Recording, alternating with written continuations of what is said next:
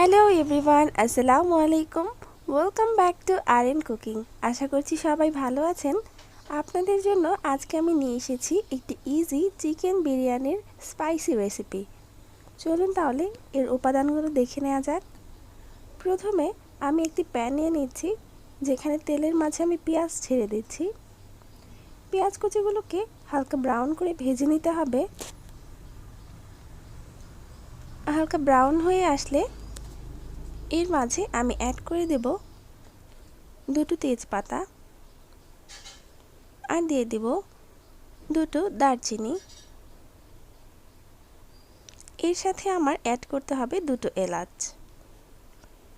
এবারে কিছুক্ষণ নেড়ে চেড়ে তার মাঝে আমি অ্যাড করে দেব 1 টেবিল চামচ পরিমাণ আদা রসুন বাটা।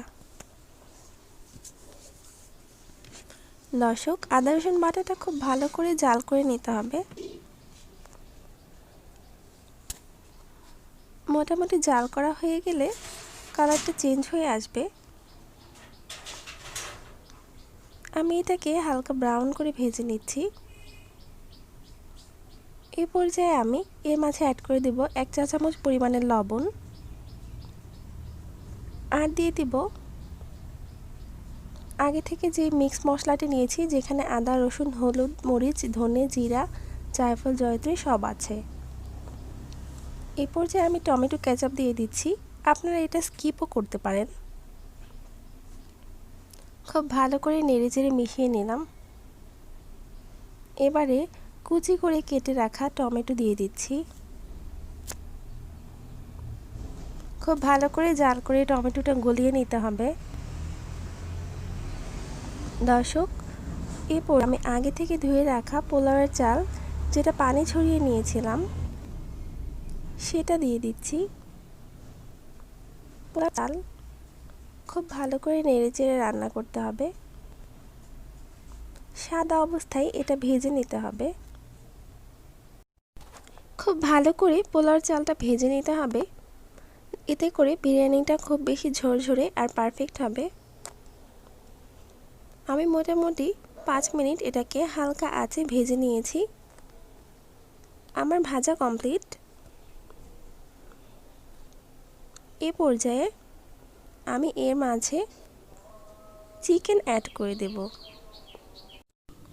দর্শক, এই পর্যায়ে আমি চিকেনগুলো আগে থেকেই ফ্রাই করে নিচ্ছি। এই পর্যায়ে দুধ আর চিকেনগুলো অ্যাড করে আমি চালটা সেদ্ধ হওয়ার জন্য বসিয়ে দিচ্ছি। খুব ভালো করে নেড়েচেড়ে 10 মিনিট বসিয়ে রাখবো। 10 মিনিট পর আমি ঘি অ্যাড করে দিচ্ছি। এতে করে স্মেলটা খুব ভালো আসবে।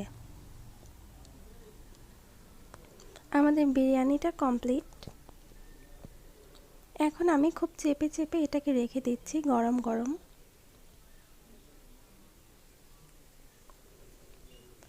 আমি বিরিয়ানিটাকে একটি সার্ভিং ডিশে নামিয়ে নিচ্ছি। দেখুন কতটা স্পাইসি লুক এসেছে। আমাদের ভিডিওটি ভালো লেগে থাকলে অবশ্যই লাইক কমেন্ট ও শেয়ার করবেন, আর আমাদের চ্যানেলটি সাবস্ক্রাইব করতে ভুলবেন না। সবাই ভালো থাকবেন, সুস্থ থাকবেন। আল্লাহ হাফেজ।